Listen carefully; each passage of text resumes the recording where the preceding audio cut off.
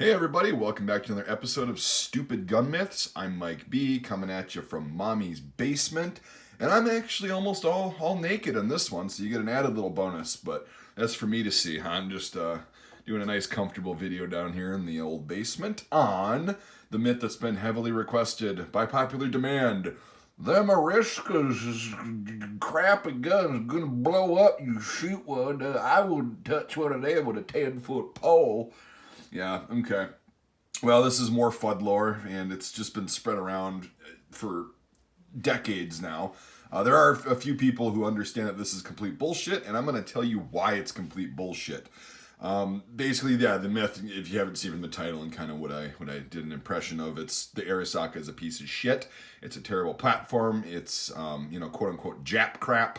And they'll blow up. They're unsafe to shoot, blah, blah, blah. So we're going to be talking mainly about the Type 38, which is up here, which was chambered in 6.5 by 50 semi-rimmed. And then we'll touch a little bit on the Arisaka Type 99 and the last ditch rifles at the end. But this is mainly going to be about the Type 38 because that's the one that was tested the most. So basically a little background on these rifles, both of them. They're a very, very, very common bring back item for U.S. service members in the South Pacific or returning from the South Pacific. In fact, I don't think Arisakas were ever imported to the U.S. On a large scale. I think they were actually about 99% bringbacks. You could bring these back in the Second World War if you got your commander to sign off on it as a war trophy, which is pretty easy to do. And literally hundreds of thousands, if not millions of these were brought over to the U.S. after the Second World War. So the top one's chambered in 6.5 by 50 semi-rimmed, which actually plays a factor into this. And then the bottom one, the Type 99, is going to be chambered in 7.7 by 58 millimeter, which is a rimless cartridge. It's basically, well, it is a 303 British cartridge without a rim. They almost directly copied all the dimensions, the pressures, and everything. It's a fantastic round. Anyway, so again, we're going to be talking mostly about the Type 38 in this one. We'll get going now. So I think, when was this? Was this in the 50s or 60s, somewhere around there? Anyway, this guy by the name of Parker Otto Ackley, or P.O. Ackley as he's known, and he was like a world-renowned gunsmith, and he created cartridges. I forgot exactly which ones. You can Google him. Look it up. You can look all this up. You can Google him, and he's a pretty cool guy, and he was very well respected, and actually knew his shit pretty well. So he and a family member apparently one day decided to do a field test of as many main service rifles from the Second World War from as many countries as they could possibly get. At that time, they were really cheap and common. So they decided to do this, and the goal was to shoot these rifles until they failed just to see what they were all capable of. So the story goes, this is confirmed apparently by a family member who was actually present during this test, that he tied the rifles to a tire and used a string to pull the triggers, so he was away. And he was just filling them up with dirt. He was overloading cartridges, hand loading, just absolutely abusing these, doing an actual torture test. Now, this is all before YouTube and cameras, so obviously he didn't have his iPhone sitting out there and wasn't able to do this, but he did log the pressures and everything. So, he did he put obstructions in the barrels, which was a big deal, and just absolutely destroyed a bunch of rifles. And the only thing that happened with the Type 38, which is the one he tested mainly, was he completely filled it up with dirt and rocks and stuff, so there's literally no way for the pressure to escape. And apparently all that happened was that the receiver separated from the barrel, like it came screwed out. So he screwed it back in, and apparently it was still okay, and they kept going. And apparently he couldn't get this thing to actually fail. They stopped doing it. The Gewehr 98 failed that they were testing. So, the 98 action is apparently the strongest action in the world. Well, au contraire. So, and then another source for why these are really good that was confirmed is there are a couple pages in Julian Hatcher's notebook, remember, from the 1903 video? General Julian Hatcher was kind of a ordnance guy in the military, and he was tasked to do research studies and stuff on why certain 1903 rifles were blowing up, which that's in the other video. Anyway, he did spend some time talking about the Arisaka Type 38. And he ended up loading these rounds up to, or not him, but they ended up loading the 6.5 rounds up to approximately 120,000 pounds per square inch, which is insane. That's almost 3 times the pressure of the normal standard cartridge. So, and they stopped testing at that point because they were like, well, if it's not going to fail now, it's probably not going to fail even with really horseshit ammunition. So, all the other bolt guns started blowing extractors and stuff at about 70,000 psi, and then they started shearing off locking lugs at about 90,000 psi. And this was tested against the M1903, the M1917, and the Gewehr 98 in that test. So, it's a pretty substantial amount of pressure, and that thing held up to it. And then there was another case, which is confirmed. This guy had one of these Type 38s rechambered to 30-06, but not rebarreled. So yeah, back in the day, and these weren't really well known. So anyway, he was using 30-06 in a 6.5 caliber barrel. So yeah, he was shooting 308 out of a 264, basically. And he ended up killing a deer with it. And he shot many rounds through it, and all he did was he kind of bitched to the gunsmith. He's like, oh man, this recoil on this thing sucks. This thing's louder than a motherfucker. I'm sure he said the exact words, that I just said. But he was bitching about that, and the gunsmith's like, well, okay. So he ends up bringing it to the American Rifleman, which is kind of an organization that was about firearms and kind of doing research, and just kind of like an organization that's pro-gun and pro-studying things, learning about firearms, safety, and all that stuff.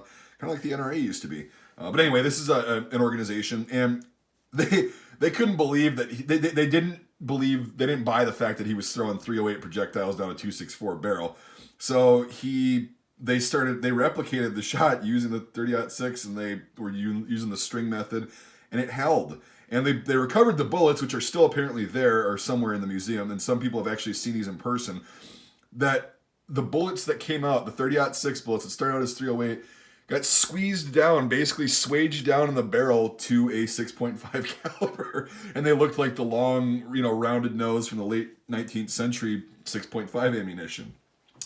So that's insane. If you're putting a 30-06 down a barrel that's really too small for even the thing the bullet to even go down, and it does not fail after you shoot several rounds with it, that's a pretty insane design. I don't know a lot of other rifles that would hold up to that amount of pressure and dipshittery. So a lot of the reasons for this, too, being very strong is the cartridge is a semi-rimmed cartridge. I don't have any. That's really expensive, and I'll get some eventually, make a shooting video, but for the sake of this video, I don't have the cartridge, but it's a semi-rimmed cartridge. If you don't know what that is, Google it. Just Google the 6.5 by 50 millimeter Japanese. And what happens there is the front of the bolt actually kind of encases around the semi-rim, and it creates a really strong seal. There's not any brass. The headspace is basically, it's so tight and good and secure that there's not a lot of space for the cartridge to fail, even if it's shitty ammo, which is also a really good design. And they also were doing metallurgy tests. A lot of people were doing that back in the day. And it's good steel. It's very consistent. A lot of this was actually from the United States. It's very good steel. Apparently, I'm not a metallurgist or steel worker, but I got the style. It says it's similar to SAE 1085. I've actually heard of that before. I don't know what that is, but it's nothing special. And then they said that the heat treating on specifically the Type 38 was of the most extreme high quality that they'd seen on a lot of military rifles. So there's a lot of factors that go into why this rifle is a really good rifle. Now, where does this myth stem from? Because there's got to be some truth to every myth.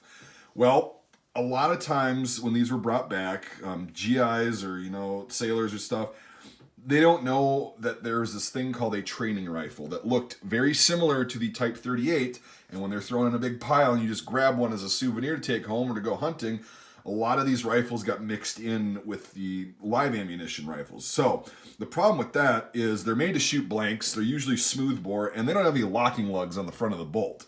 So if you put a cartridge in there, it will chamber, it's going to fail. It's going to blow up because it's not an actual rifle made to shoot live rounds. It's not strong enough. It's not designed to shoot live rounds.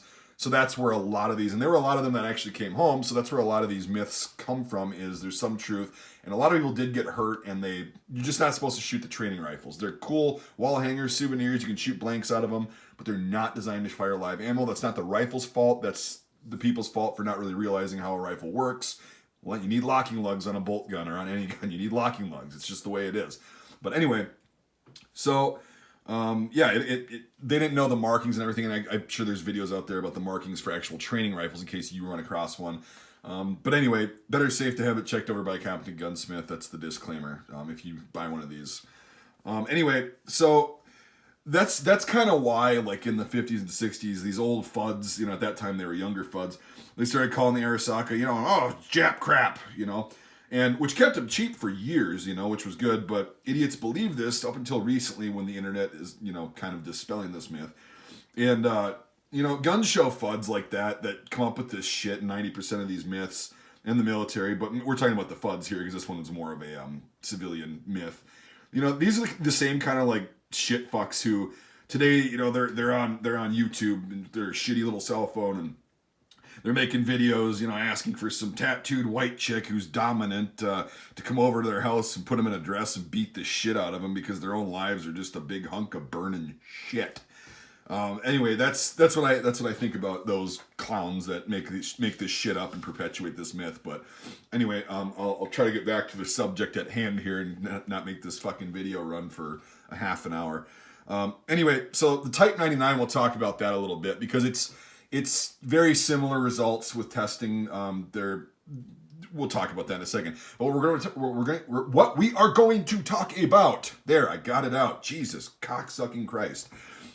Is the last ditch rifles. This is not a last ditch rifle. Last ditch ones, again, you can Google that. Usually have a square bolt. They look really shitty. They're just aesthetically not good. So there's been tests performed on a lot of last ditch Arisakas, right? Which if I get one day, I'll make a video on it. You can Google it, and you know, go online, and there's a lot of information out there about them. And a lot of tests have been performed on those that were similar to Ackley's tests, and they performed damn near as well as the Type 38, even the last ditch Arisaka Type 99s. So it's much those last ditch rifles. And again, I'm not giving you advice, you know, have your weapon checked over by a professional and competent gunsmith when you get it. That being said, the last ditch Arisakas, which someday I'll make a separate myth video on that. I'm just going to mention it here because it'll be a while before I can get one because they're very expensive and getting hard to find because they're really popular. It's basically like the late war Kriegsmodel K98s. The quality was not given up. The actual safety of everything, the metallurgy was not given up. A lot of the aesthetics and the kind of user-friendly things on there got really shitty, but as far as functionality and the metallurgy, there's very little difference at all, if any, in the last-ditch rifles versus earlier ones.